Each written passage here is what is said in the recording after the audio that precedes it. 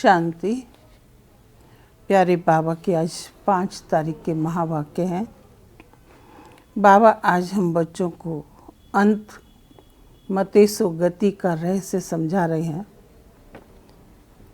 कि जिनको बाबा ने सार शब्दों में कहा कि मन मना भव मामेकम याद करो, अर्थात कि जब अपने को आत्मा समझ बाप को याद करें, देही अभिमानी स्थिति को प्राप्त हो, तभी विकर्म विनाश होते और अंत मते सो गति, अर्थात कि कौन सा आखिरी संकल्प, आखिरी श्वास रह जाता है, तो उस स्थिति में हमारी अवस्था क्या है, उसके लिए बाबा हमेशा ही कहते हैं कि बच्चे अपने को आत्मा समझ बाप को याद करो, देही अभिमानी बनकर कर्म करो, तो विकर्मों से सहज ही बच जाएंगे। तो आज सार है मुरली का, मीठे बच्चे अब घर जाना है, इसलिए देही अभिमानी बनो, एक बाप को याद करो, तो अंत मते सो गति हो जाएगी। प्रश्न है, वंडरफुल बाप ने तुम्हें कौन सा एक वंडरफुल राज सुनाया है? शिव बाबा वंडरफुल बाप है जो दिखाई नहीं देता, और शिव बाबा अपना इतना ऊंच से ऊंच कर्तव्य करके हम बच्चों को इतना गहरा राज सुनाते हैं और हम बच्चों को पवित्र बनाकर वापस घर ले चलते हैं। तो उत्तर में है कि बाबा कहते, बच्चे ये अनादि अविनाशी ड्रामा बना हुआ है, इसमें हरेक का पार्ट नूंदा हुआ है, कुछ भी होता है नथिंग न्यू। बाप कहते हैं, बच्चे इसमें मेरी भी कोई बड़ाई नहीं, मैं भी ड्रामा के बंधन में बांधा हुआ हूँ। ये वंडरफुल राज सुनाकर बाप ने जैसे अपने पार्ट का महत्व कम कर दिया है।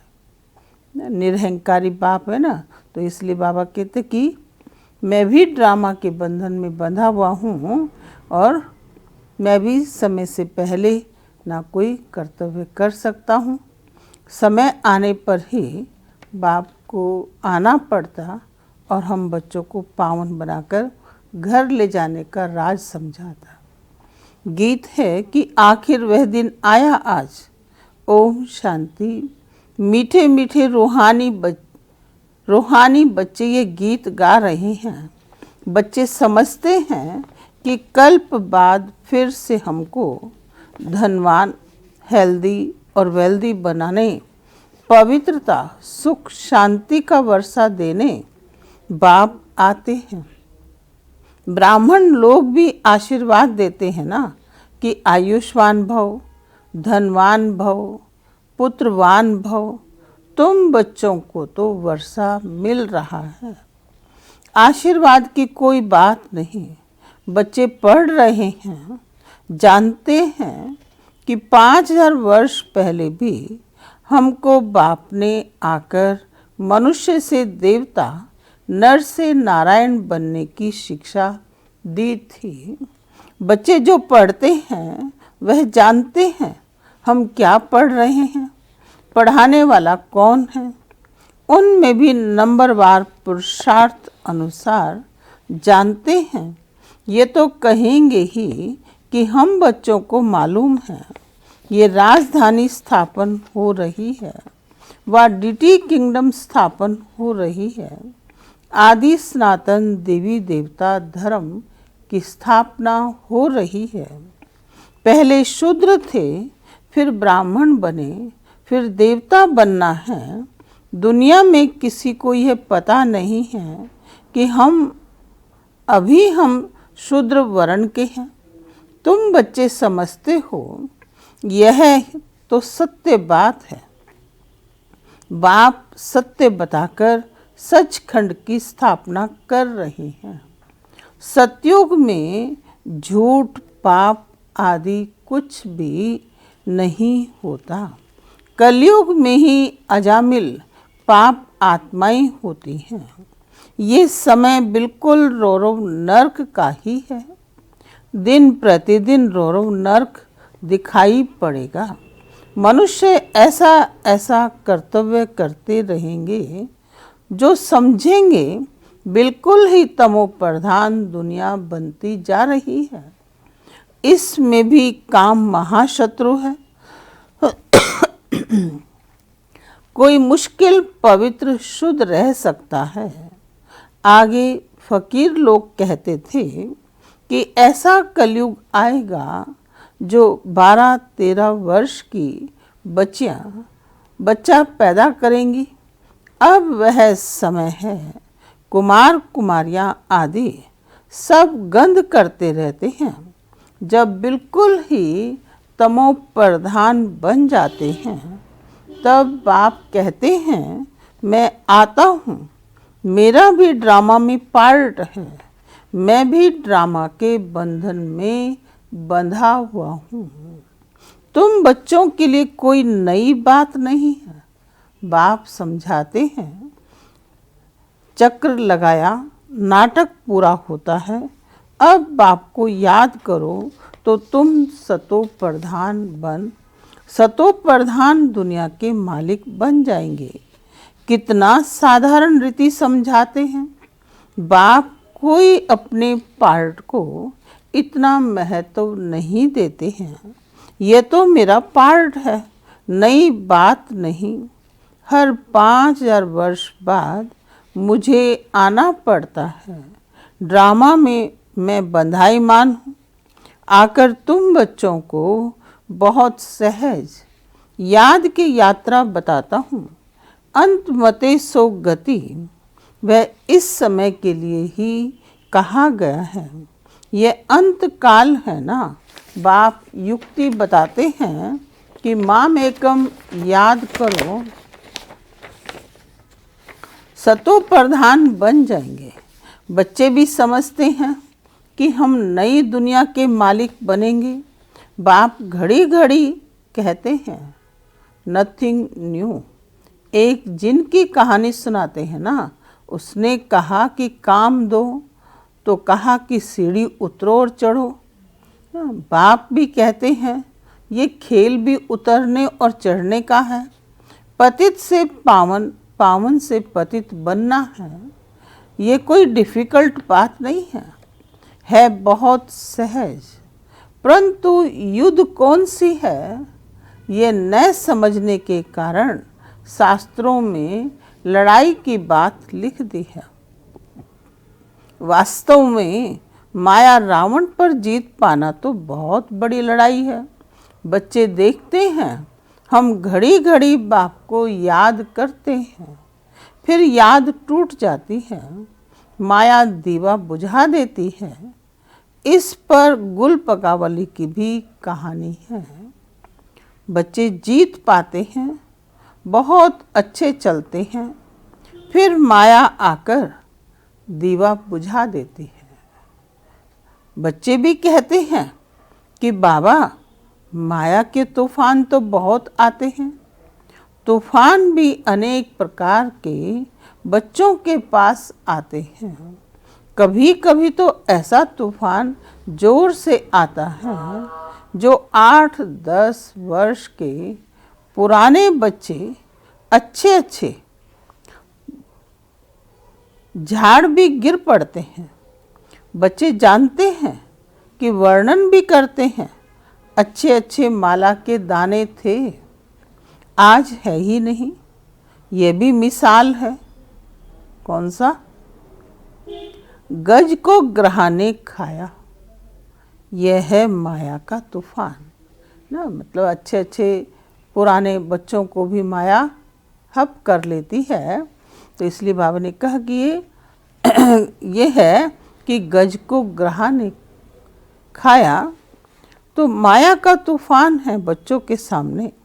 बाप कहते हैं इन 5 विकारों से संभाल रखते रहो। याद में रहेंगे तो मजबूत हो जाएंगे। देही अभिमानी बनो, ये शिक्षा बाप की एक ही बार मिलती है।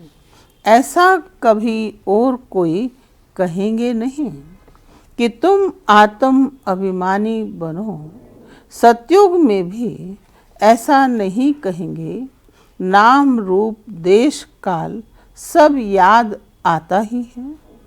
तो इस समय तुमको समझाता हूँ, अब वापस घर जाना है। तुम पहले सतो प्रधान थे। सतो रजो तमो में तुमने पूरे 84 जन्म लिए हैं। उसमें भी नंबर 1 यह है, कौन? ब्रह्मा बाबा। औरों के 83 भी हो सकते हैं, इनके लिए पूरे 84 जन्म हैं। ये पहले पहले श्री नारायण थे। इनके लिए कहते कि गोया सबके लिए समझ जाते। बहुत जन्मों के अंत में ज्ञान लेकर फिर वह नारायण बनते हैं। झाड़ में भी दिखाया है ना, तो यहाँ श्री नारायण और पिछाड़ी में साधारण ब्रह्मा खड़ा है। नीचे राजयोग सीख रहे हैं। प्रजापिता को कभी परम पिता नहीं कहेंगे। प्रजापिता को कभी परम पिता नहीं कहेंगे। परम पिता एक को कहा जाता है, प्रजापिता फिर इनको कहा जाता है। ये देहधारी है। वह विधेय विचित्र है। लौकिक बाप को पिता कहेंगे, इनको प्रजापिता कहेंगे। वह परम पिता तो परम धाम में रहते हैं। प्रजापिता ब्रह्मा परम धाम में नहीं कहेंगे, क्योंकि वहाँ तो देह रूप नहीं है ना, वहाँ तो निराकार आत्मा ज्योति बिंदु रहती है। तो प्रजापिता ब्रह्मा परम धाम में नहीं कहेंगे। वह तो यहाँ साकारी दुनिया में हो गया, सूक्ष्म वतन में भी नहीं। प्रजा तो है स्थूल वतन में। प्रजापिता को भगवान नहीं कहा जाता। भगवान का कोई शारीरिक नाम नहीं। मनुष्य तन जिस पर नाम पढ़ते हैं, उनसे वह न्यारा है। आत्माएं वहाँ रहती हैं। आत्माएं वहाँ रहती हैं तो स्थूल नाम रूप से न्यारी है, परंतु आत्मा तो है ना। साधु संत आदि कुछ भी नहीं जानते। वो लोग सिर्फ घर बार छोड़ते हैं, बाकी दुनिया के विकारों के अनुभवी तो है ना। छोटे बच्चे को कुछ भी पता नहीं रहता, इसलिए उनको महात्मा कहा जाता है। 5 विकारों का उनको पता ही नहीं रहता। छोटे बच्चे को पवित्र कहा जाता है। इस समय तो कोई पवित्र आत्मा हो नहीं सकती। छोटे से बड़ा होगा फिर भी पतित तो कहेंगे ना। बाप समझाते हैं, सबका अलग अलग पार्ट इस ड्रामा में नोंदा हुआ है। इस चक्कर में कितने शरीर लेते हैं, कितने कर्म करते हैं, जो सब फिर रिपीट होना है। पहले पहले आत्मा को पहचानना है। इतनी छोटी आत्मा में 84 जन्मों का अविनाशी पार्ट भरा हुआ है। यही है सबसे वंडरफुल बात। आत्मा भी अविनाशी है, ड्रामा भी अविनाशी है, बना बनाया है। ऐसे नहीं कहेंगे कि कब से शुरू हुआ।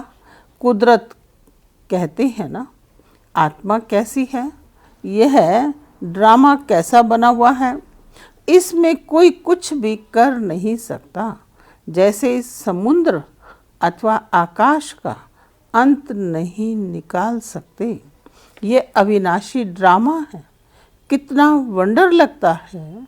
जैसे बाबा वंडरफुल, वैसे ज्ञान भी बड़ा वंडरफुल है ना। कभी कोई बता नहीं सके। इतने सब एक्टर्स अपना अपना पार्ट बजाते ही आते हैं। नाटक कब बना यह कोई प्रश्न उठ नहीं सकता। बहुत कहते हैं कि भगवान को क्या पड़ी थी जो दुख सुख की दुनिया बैठ बनाई। अरे ये तो अनादि है, प्रलय आदि होती नहीं। बनी बनाई है। ऐसे थोड़ा ही कह सकते हैं कि ये क्यों बनाई।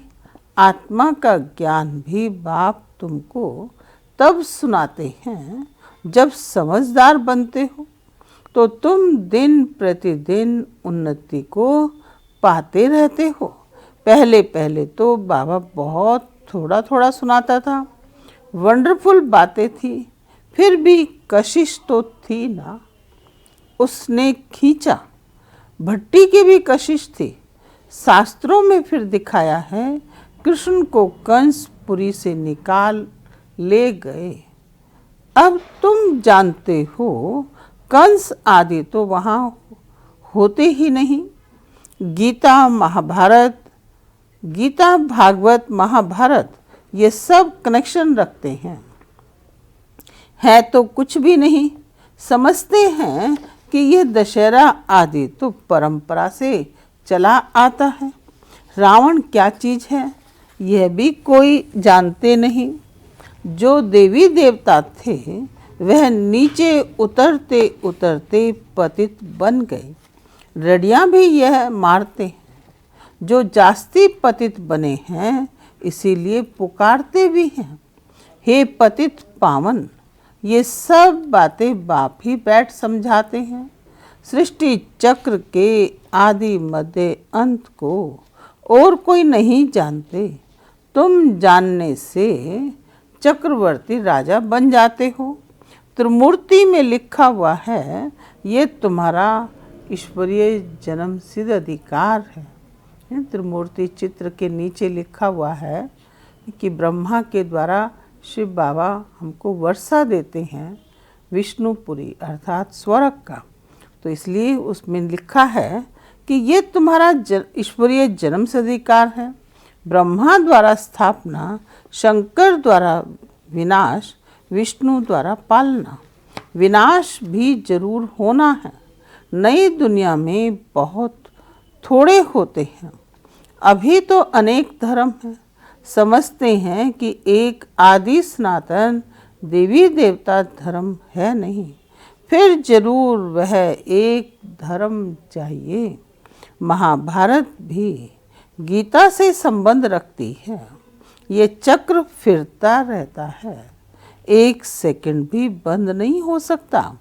कोई नई बात नहीं है। बहुत बारी राजाई ली है। जिसका पेट भरा हुआ होता है वह गंभीर रहते हैं। अंदर में समझते हो कि हमने कितना बार राजाई ली थी। कल की ही बात है, कल ही देवी देवता थे, फिर चक्र लगाए, आज पतित बने हैं। फिर हम योग बल से विश्व की बादशाही लेते हैं। बाप कहते हैं कि कल्प कल्प तुम ही बादशाही लेते हो। जरा भी फर्क नहीं पड़ सकता। राजाई में कोई कम कोई ऊंच बनेंगे, ये पुरुषार्थ से ही होता है। तुम जानते हो पहले हम बंदर से भी बदतर थे। अब बाप क्या करते, मंदिर लायक बना रहे हैं। जो अच्छे अच्छे बच्चे हैं उनकी आत्मा रियलाइज करती है कि बरोबर हम तो कोई काम के नहीं थे। अभी हम बर्थ पाउंड बन रहे हैं। कल्प कल्प बाप हमको पैनी से पाउंड बनाते हैं। कल्प पहले वाले ही इन बातों को अच्छी रीति समझेंगे। तुम भी प्रदर्शनी आदि करते हो, नथिंग न्यू। इन द्वारा ही तुम अमरपुरी की स्थापना कर रहे हो। भक्ति मार्ग में देवियों आदि के कितने मंदिर हैं। ये सब है पुजारी पने की सामग्री। पूज्य पने की सामग्री कुछ भी नहीं है। बाप कहते हैं दिन प्रतिदिन तुमको गुह्य पॉइंट्स समझाते रहते हैं। आगे की ढेर पॉइंट्स तुम्हारे पास रखी है। वह अभी क्या करेंगे, ऐसे ही पड़ी रहती है। प्रेजेंट तो बाप दादा नई पॉइंट्स समझाते रहते हैं।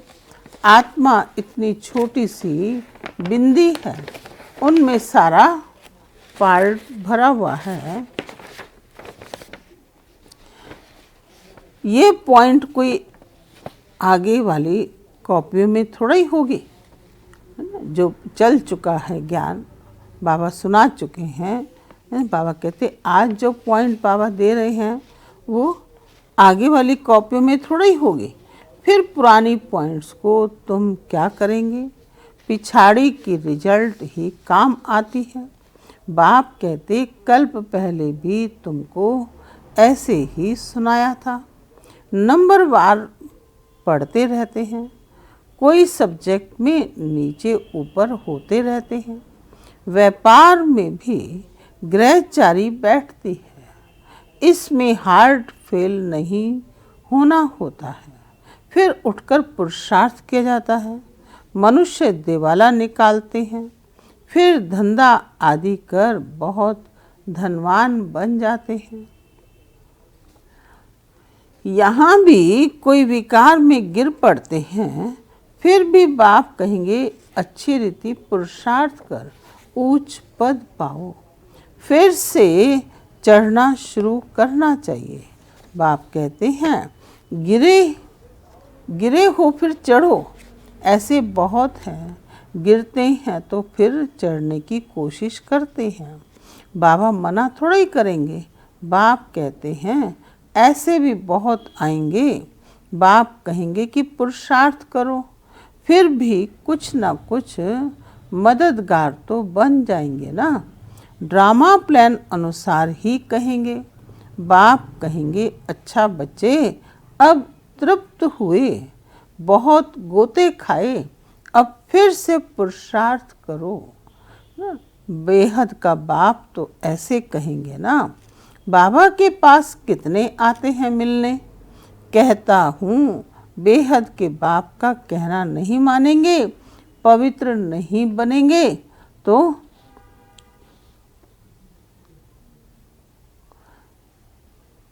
पवित्र नहीं बनेंगे। बाप आत्मा समझ आत्मा को कहते हैं तो तीर जरूर लगेगा। समझो स्त्री को तीर लग जाता है तो कहेंगे कि हम तो प्रतिज्ञा करते हैं। पुरुष को नहीं लगता है, फिर आगे चल उनको भी चढ़ाने की कोशिश करेंगे। फिर ऐसे भी बहुत आते हैं जिनको स्त्री ज्ञान में ले आती है, तो कहते हैं कि स्त्री हमारा गुरु है। वे ब्राह्मण लोग हथियाला बांधने समय कहते हैं कि ये तुम्हारा गुरु ईश्वर है। यहाँ बाप कहते हैं कि तुम्हारा एक ही बाप सब कुछ है ना। वहाँ तो शादी के समय जब बंधन बांधते हैं तो पंडित कहता है ना कि तुम्हारा ये पति ही तुम्हारा ईश्वर गुरु है। तो यहाँ बाप कहते हैं कि एक बाप ही सब कुछ है, मेरा तो एक दूसरा ना कोई। सब उनको ही याद करते हैं, उस एक से ही योग लगाना है। यह देह भी मेरी नहीं। अच्छा मीठे मीठे सिकिलदे बच्चों प्रति मात पिता बाप दादा का याद प्यार और गुड मॉर्निंग। रूहानी बाप की रूहानी बच्चों को नमस्ते। हम रूहानी बच्चों की रूहानी बाप दादा को नमस्ते नमस्ते।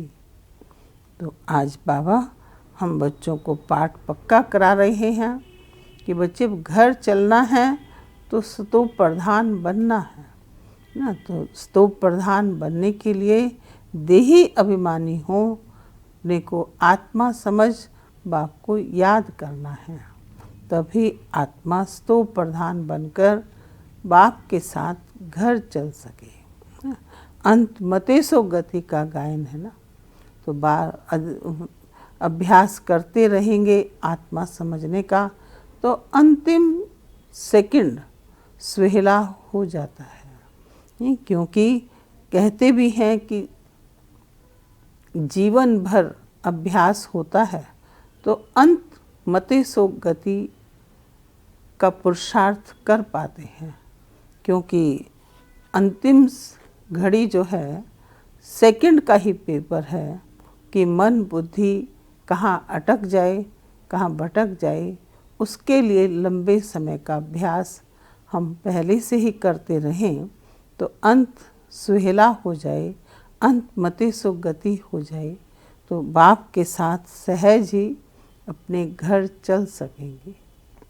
तो आज धारणा का सार है कि कोई भी ग्रहचारी आती है तो दिल शिकस्त हो बैठ नहीं जाना है, फिर से पुरुषार्थ कर बाप की याद में रहे ऊंच पद पाना है। दूसरा, स्वयं की स्थिति याद से ऐसी मजबूत बनानी है जो कोई भी माया का तूफान वार न कर सके। विकारों से अपनी संभाल करते रहना है। वरदान है त्रिकालदर्शी और साक्षी दृष्टा बन हर कर्म करते, ना, त्रिकालदर्शी और साक्षी दृष्टा बन हर कर्म करते, बंधन मुक्त स्थिति के अनुभव द्वारा दृष्टांत रूप भव। यदि त्रिकालदर्शी स्टेज पर स्थित हो, कर्म के आदि मध्यंत को जानकर कर्म करते हो, तो कोई भी कर्म विकर्म नहीं हो सकता, सदा सुकर्म होगा। ऐसे ही साक्षी बन, साक्षी दृष्टा बन कर्म करने से कोई भी कर्म के बंधन में कर्म बंधने आत्मा नहीं बनेंगे। कर्म का फल श्रेष्ठ होने के कारण कर्म संबंध में आएंगे, बंधन में नहीं। कर्म करते न्यारे और प्यारे रहेंगे तो अनेक आत्माओं के सामने दृष्टांत रूप अर्थात एग्जाम्पल बन जाएंगे। स्लोगन है कि जो मन से सदा संतुष्ट है वही डबल लाइट है। मन से जो सदा संतुष्ट है वही डबल लाइट है। अच्छा, ओम शांति।